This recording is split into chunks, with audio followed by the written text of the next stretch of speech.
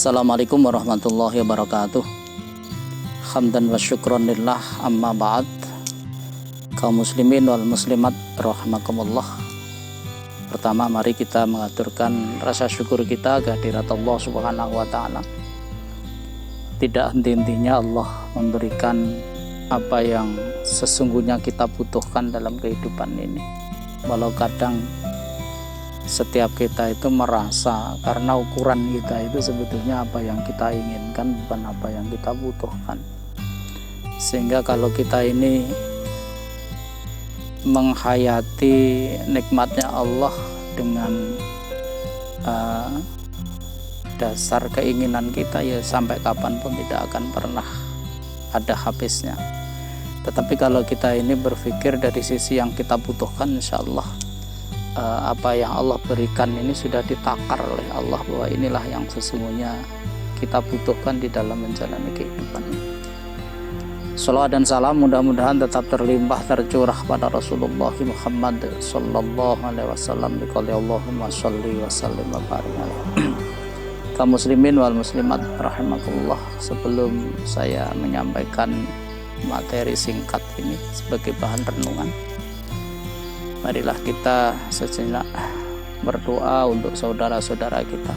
Manakala ada yang dalam kondisi kesusahan, mudah-mudahan Allah akan memberikan jalan keluar. Kalau ada yang dalam kondisi kurang sehat, ada yang kondisi sakit, mudah-mudahan Allah Subhanahu wa taala segera memberikan kesembuhan kepada saudara-saudara kita. Kaum muslimin wal muslimat rahimakumullah, renungan kita untuk kali ini saya ingin mengajak kita merenungkan sesuatu yang sudah lama kita lakukan, yaitu sholat kita. Kalau kita kembali kepada Al-Quran, bahwa kita ini diperintah oleh Allah itu untuk menegakkan sholat, bukan untuk melaksanakan sholat. Jadi lafal yang ada di dalam Al-Quran itu kan wa yuqimunas sholah dan mereka itu menegakkan sholat, bukan wa yaf'alunas sholah, bukan mereka itu melakukan sholat. Nah, inilah yang perlu untuk kita renungkan, apakah kita sudah masuk kategori wa yuqimunas sholah atau masih dalam kategori yaf'alunas sholah. Kaum muslimin rahimakumullah, setidaknya ada 5 hal yang harus menjadi bahan renungan kita untuk tegaknya sholat kita itu. Kelima itu adalah yang pertama, bahwa sholat kita itu harus kita jalankan murni karena Allah. Ini sebagaimana disampaikan Allah di dalam Al-Quran di surat yang pendek gitu, Al-Kautsar. A'udzubillahi minasyaitonirrajim. Inna a'tainakal kautsar fasholli lirabbik. Lakukanlah sholat, sholatlah kamu sekalian itu lirabbik, hanya karena Allah, hanya untuk Allah. Maka tegaknya sholat kita itu yang pertama ditandai dengan sholat yang kita jalankan itu hanya untuk Allah, hanya kita peruntukkan untuk Allah, bukan untuk yang lain.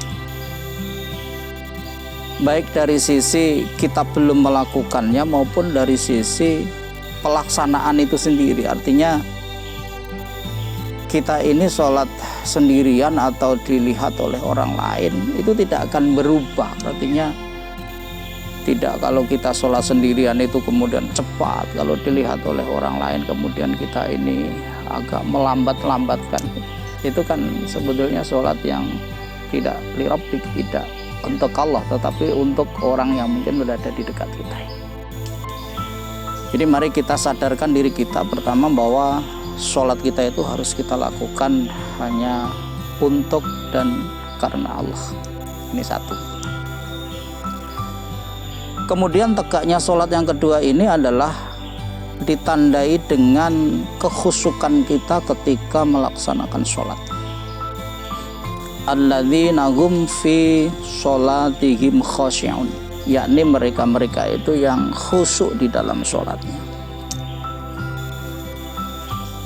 Khusyuk itu bahasa mudahnya adalah kemampuan diri kita ini untuk menghadirkan Allah Subhanahu wa taala tatkala sholat.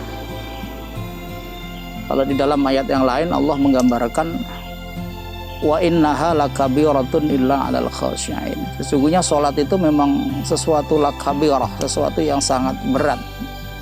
Illa 'alal khashi'in, kecuali bagi orang-orang yang khusyuk. Jadi hanya orang yang khusyuklah nanti yang akan merasa bahwa sholat itu ringan. Tetapi orang ini kalau belum sampai dirinya ini pada titik khusyuk, maka pasti dia itu akan merasa berat untuk melakukan sholat. Karena kekhusyukan itu adalah salah satu prasyarat untuk tegaknya sebuah sholat yang kita lakukan ini. Nah, khusyuk itu seperti apa? Ayat yang saya baca tadi lanjutnya, alladzina yadhunnuna annahum mulaqu rabbihim wa annahum ilaihi raji'un. Orang yang hatinya khusyuk itu adalah mereka-mereka itu yang ketika sholat itu yadhunnuna annahum mulaqu rabbihim, memiliki keyakinan bahwa dirinya itu memang sedang bertemu dengan Allah Subhanahu wa taala. Wa annahum ilaihi raji'un, dan dia juga memiliki keyakinan bahwa dirinya itu entah kapan waktunya pasti akan bertemu dengan Allah Subhanahu wa taala. Makanya kaum muslimin wal muslimat rahimakumullah, sebelum kita ini memulai sholat dengan mengangkat tangan membaca takbir atau yang biasa disebut dengan istilah takbiratul ihram, maka lebih dulu hadirkanlah hati kita ini ke hadirat Allah Subhanahu wa taala. Yakinkanlah bahwa kita ini sedang menghadap Allah Subhanahu wa taala. Kita ini sedang dilihat oleh Allah Subhanahu wa taala. Sebelum kita bisa menghadirkan hati yang seperti itu, jangan dulu kita ini memulai sholat dengan membaca takbiratul ihram, tapi hadirkan Allah dulu. Makanya Nabi itu melarang ketika kita ini sholat dengan cara tergesa-gesa. Kita mau jamaah tergesa-gesa, mengejar supaya kita ini tidak ketinggalan, kita lari, itu tidak dibenarkan dalam ajaran Islam. Karena itu nanti pasti akan mengurangi kekhusyukan kita. Jadi pelan saja kalau memang jamaah, tapi bukan dipelan-pelankan ya kita biasa saja datang ke tempat jamaah, kemudian posisi apapun imam itu di dalam sholat itu, kemudian kita langsung mengambil takbiratul ihram dan kita mengikuti gerakan imam itu. Jadi mari kita hadirkan dulu Allah di dalam hati kita ini. Kita sedang menghadap Allah, kemudian kita memulai dengan takbiratul ihram. Di dalam sholat itu Allah sendiri sudah sampaikan, aqimis sholata li dzikri, tegakkanlah sholat itu untuk mengingatku. Jadi khusyuk itu juga dalam rangka untuk mengingat Allah Subhanahu wa taala. Kita sering di dalam sholat itu kehilangan Allah. Jadi kadang-kadang kita sudah mengawali dengan mengingat Allah, di tengah-tengah itu kemudian ada suara, ada apa begitu, bahkan mungkin tidak ada apa-apa tapi pikiran kita itu melayang kemana-mana. Maka tatkala kita ingat, segera kembalikan itu kepada Allah Subhanahu wa taala. Makanya sholat itu yang terbaik adalah sholat yang kita lakukan secara berjamaah. Karena apa? Karena setiap saat kita ini akan diingatkan oleh Pak Imam, diingatkan supaya mengingat Allah. Kita setiap gerakan kita ini pindah begitu, Pak Imam mesti bilang Allahu Akbar atau Sami'allahu liman hamidah. Ini artinya Pak Imam itu sedang mengingatkan kita ini jangan hilang Allah itu dari diri kita, jangan hilang ingatan kita itu dari Allah Subhanahu wa taala. Ini yang kedua. Kemudian yang ketiga, tegaknya sholat itu akan ditandai dengan alladzina hum fi sholatihim daimun, yakni tatkala orang itu melakukan sholat itu secara kontinu, secara terus-menerus sesuai dengan apa yang memang telah ditetapkan oleh Allah. Innas sholata kanat alal mu'minina kitaban mauquta. Sesungguhnya sholat itu difardukan kepada orang-orang yang beriman kitaban mauquta, dengan waktu-waktu yang telah ditentukan oleh Allah. Hilangnya salah satu sholat kita ini akan mengakibatkan sholat kita ini tidak tegak. Jadi misalnya zuhur kita hilang, asar kita hilang, kita sholat lagi maghrib, kita sholat lagi isya, maka kehilangan sholat inilah yang kemudian ini akan menjadi sholat kita itu tidak tegak dalam pandangan Allah. Makanya daimun ini menjadi sesuatu prasyarat untuk tegaknya sholat kita. Jadi monggo kita renungkan bersama, karena sholat ini sesuatu yang sangat penting begitu. Bahkan amal ibadah kita itu nanti yang akan dinilai pertama itu adalah sholat kita. Awwalu ma yuhasabu bil 'abdu yaumal qiyamah sholat. Pertama kali amal ibadah yang akan dihisab, dinilai oleh Allah itu adalah sholat. Fa in sholuhat sholuha sairu amalihi wa in fasadat fasada sairu amalihi. Bila mana sholatnya ini baik, maka akan mampu mendongkrak yang lain itu menjadi baik. Tetapi kalau sholatnya ini tidak baik, maka ini akan menjadi penyebab ibadah-ibadah yang lain itu menjadi tidak baik. Sedekahnya menjadi tidak baik karena sholatnya tidak baik. Hajinya menjadi tidak baik lantaran sholatnya itu tidak baik. Umrohnya tidak baik disebabkan oleh sholat yang tidak baik. Kemudian yang keempat,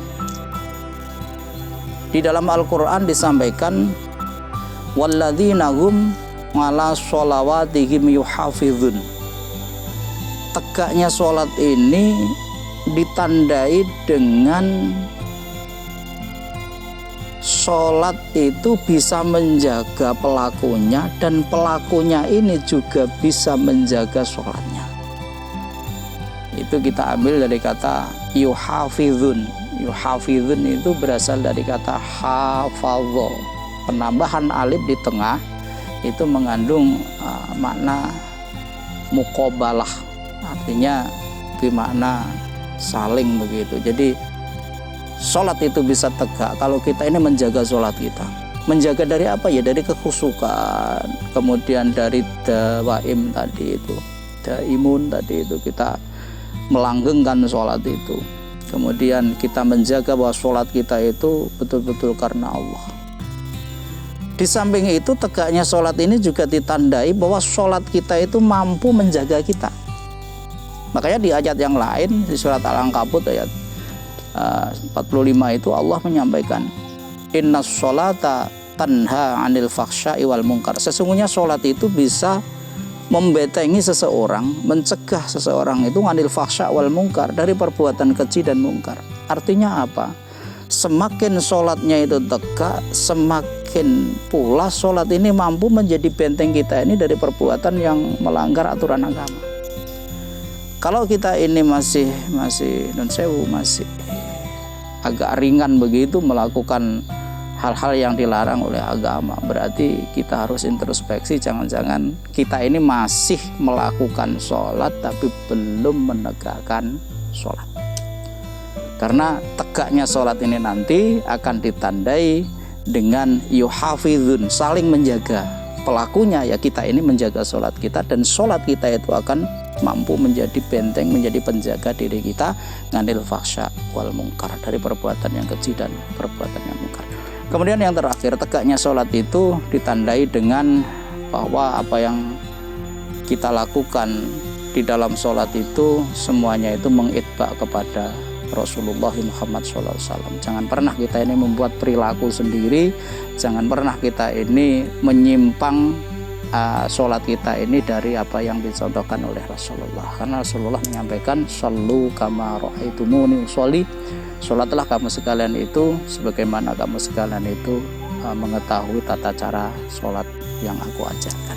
Jadi meskipun khusyuk, meskipun karena Allah, meskipun dia itu lakukan secara terus menerus, meskipun itu sholatnya dijaga dan sebagainya, tetapi kalau kita ini tata cara sholat kita ini tidak mengikuti Rasulullah, maka sholat kita itu juga akan tidak tegak di hadapan Allah Subhanahu wa ta'ala. 5 hal ini mari kita renungkan bersama, karena memang Allah memerintahkan pada kita itu untuk menegakkan sholat, bukan sekedar melakukan sholat.